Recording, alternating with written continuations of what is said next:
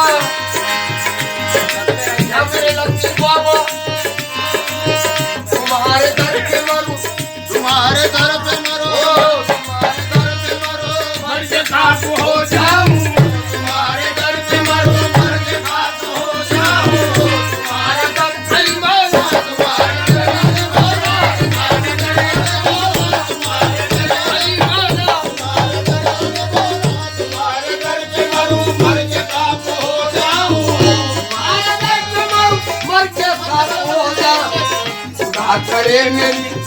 खुदा करे मेरी बेटी लगे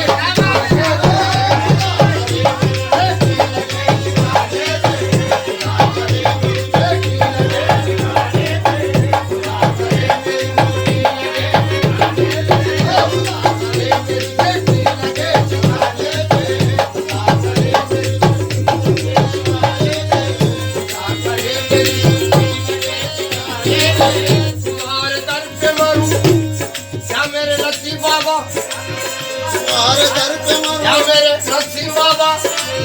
तुम्हारे दर पे मरो मर के खाक हो जाओ तुम्हारे दर पे मरो तुम्हारे दर पे किया तुम्हारे दर पे किया तुम्हारे दर पे किया तुम्हारे दर पे मारी मारा तुम्हारा अली मौला तुम्हारे दर अली मौला तुम्हारे दर तुम्हारे दर मर के खाक हो जाओ तुम्हारे दर पे मरो मर के खाक हो जाओ तुम्हारे दर पे मरो मर के खाक हो जाओ खुदा करे मेरी बेटी लगे ठिकाने मेरी खुदा करे मेरी बेटी लगे ठिकाने खुदा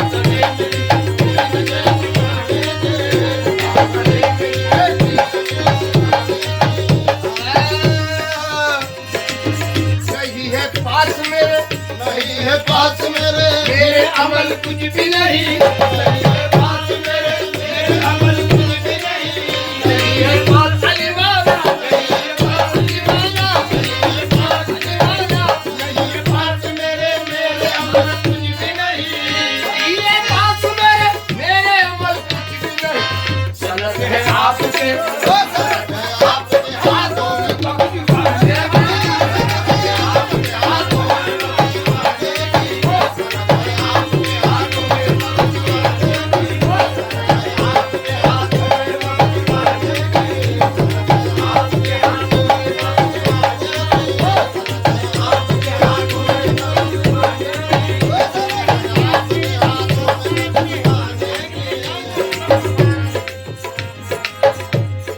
वाले नहीं है पास मेरे,